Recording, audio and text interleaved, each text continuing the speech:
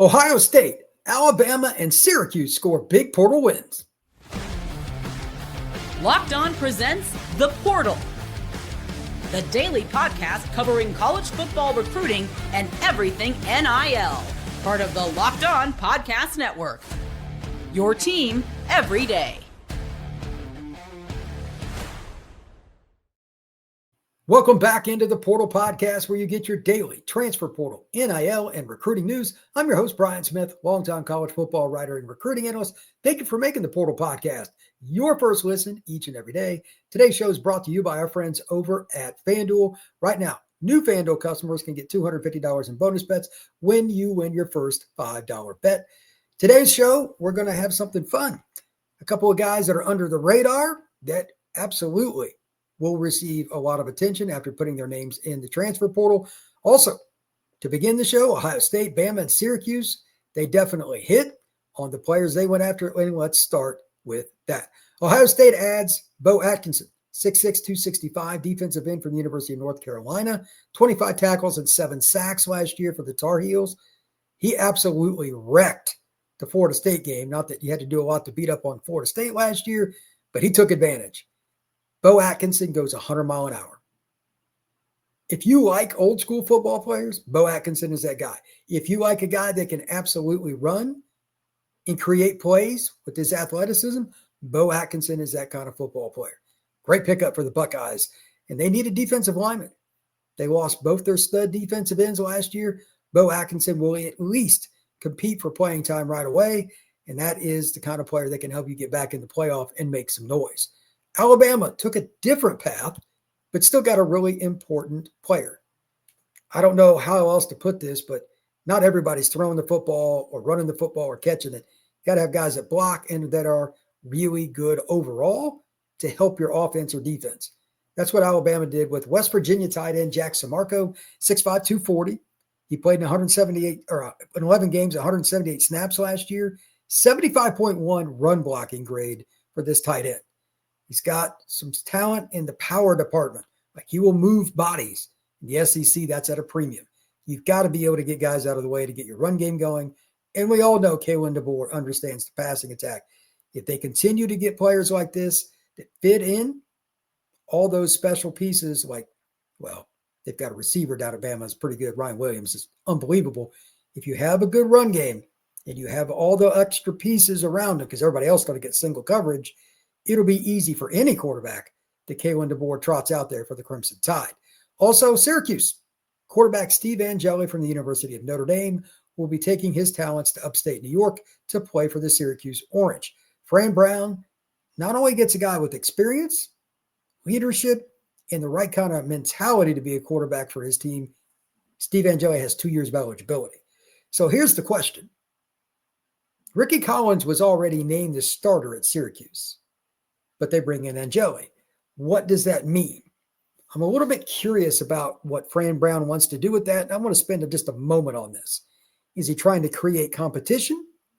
Is there something going on we don't know? Maybe it was premature and he shouldn't have said Ricky Collins was definitely the guy. Hard to say. Here's the backdrop. The offensive coordinator at Syracuse has a connection to Angeli through the high school program, Bergen Catholic. That was an easy pick. And New Jersey's always been a pipeline to Syracuse in about any sport, really. But football in particular, they've always had to recruit New Jersey. That hasn't changed. Also, you're talking about a guy, again, he's got some experience. He started the Sun Bowl after the 23 season for the Fighting Irish. At least you have that. They need a little more experience because Ricky Collins, he hasn't started a game and barely played at LSU. In his 2 years there, that's okay. But do you want him to be your guy? So again, I asked the question, was it premature for Syracuse head coach Fran Brown to name Ricky Collins his starter? I'm thinking yes, because why else would you bring in Steve Angeli, who left Notre Dame because he was told he wasn't in the top 2 for their quarterback competition? That makes me think that this is a unique scenario, and a guy that didn't even have a chance to learn the playbook in spring, because again, no reps. He was at Notre Dame all the way through. Steve Angeli is coming to Syracuse. That will be interesting this summer. How do they play that out? I don't know, but I think that's fascinating. So fall camp, we'll find out if Angeli can, in very short order, make enough noise to compete with Ricky Collins and beat him out. But that's the way the college football world works. One guy, you never know what's going to happen when he changes schools, and it makes the portal fascinating. Next up, a player that probably doesn't ring a bell to you when I say, who's Ted Hurst? Well, 56 catches, 961 yards, 9 scores, and 17.2 yards per catch. Look, not everybody can fly. Hurst can do that. He's a big body guy, 6'3", 185 pounds. Georgia State, really good football player. Really good football player. Especially because of the size and the proven production. Like, he's a down-the-field threat. He's got to have a lot of options. It will be really interesting to see where Hurst ends up. I imagine his asking price will be considerable, but he'll probably have a lot of people match it. Also, keep in mind, receivers in general. The perception of the position and its value has increased over the last 5 to 10 years. Even schools that you don't really think about throwing the football, throw it more now. Look at Georgia last year. They had over 500 passing attempts, if I remember correctly. Georgia. So receivers, their value is going up.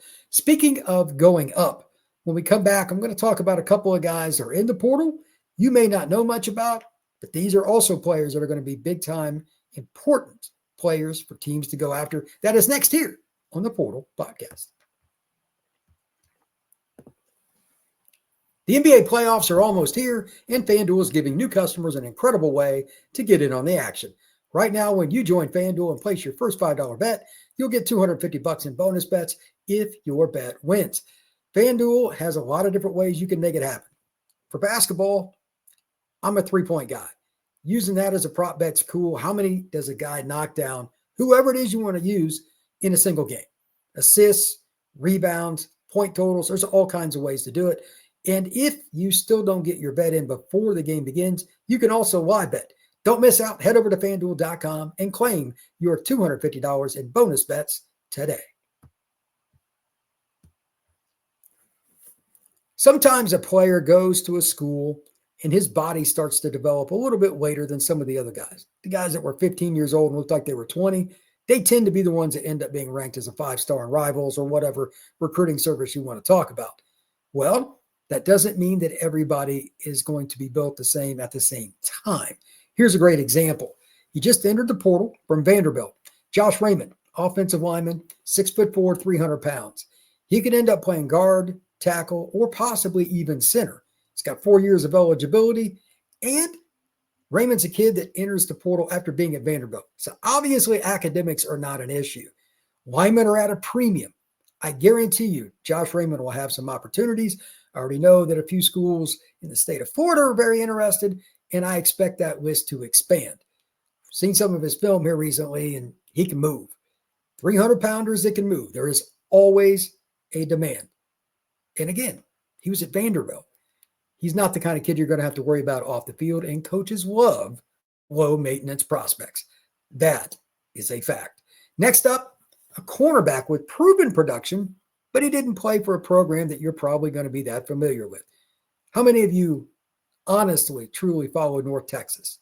Yeah, me neither. Doesn't mean he can't play, though. Brian Nelson II, cornerback, 6 foot, 190 pounds. He was all conference last year for the Mean Green. 77.4 is the grade, though, I want you to pay attention to from Pro Football Focus. 77.4. You're probably thinking when I say pass coverage. Run defense. A corner that takes run defense serious, that is rare. Overall defensive grade, 68.4, tackling 67.5, coverage 65.6. He had a pick six and a scoop and score. So he's Johnny on the spot. 53 tackles, 2 tackles for loss, 3 PBUs, 4 picks. No doubt about it. Brian Nelson, like everything on his list is pretty good. And then there's also this, 607 snaps last year. Look, he may have been at North Texas, but you're not going to put a guy out there for over 600 snaps unless he can play. He started the back half of the season for North Texas, and he's just starting to blossom. Again, not everybody is fully developed by the time they're 17, 18. Part of it's mental too. Like the game may click for some kids a little bit later than others. That's why the portal is so fascinating. Brian Nelson, 6 foot, 190 pounds. He fits the profile, what you're looking for in a corner, and he's got proven production. I imagine it will be a very, very quick situation for him to get a lot of phone calls. That's going to be interesting because corners are hard to find too, especially ones that aren't just upside guys. Hey, has he played? Where's the college film? Brian Nelson is that guy. One last player I want to talk about is Justin Flo. This is a unique scenario. 6'2", 235, pure middle linebacker, but he can run. He's physical, all that. 5-star out of the state of California. Went to Oregon, transferred to Arizona. Now he's back in the portal. Don't know what his situation is. I didn't even look up his stats. I just know that he has extreme talent. But this is the second time he's been in the portal. Not that Arizona is the beacon of college football, but I find that interesting. I'm curious to follow what Justin Flo does because the talent can't be denied. Like if you go watch his high school film, it's really, really obvious. But that doesn't mean that everything is perfect there. Take a look at Justin Flo and follow his path. If you're interested in the portal, let's see where he goes. This is a kid that somebody might take a chance on, but what's the reason for leaving a second school already? Oh, and as a parting shot, Nycar decides not to leave Miami. The speedy receiver that was one time from Colquitt County High School in Georgia is sticking with the Canes. So that's a nice pickup once again for Miami because they need receivers. They couldn't afford to lose anybody, Nycar included. Thank you once again for making the Portal Podcast your first listen each and every day. Truly appreciate you stopping in and get all your latest transfer portal, NIL, and recruiting news. We're going to have more information later today. I got a podcast with my guy, Jake Goins. I'm going to talk some Indiana football and all their transfer portal recruiting stuff tonight. And there's all the draft stuff. Probably going to do some draft profiles, some draft reaction, players that I scouted in high school that get drafted, all kinds of stuff coming here on the Portal Podcast. So make sure that you subscribe. And if you on Odyssey or Apple or somewhere, give us a 5-star review. We truly appreciate it. Comment and let us know how we're doing. Appreciate it. Everybody have a good one. We'll see you again soon on the Portal Podcast.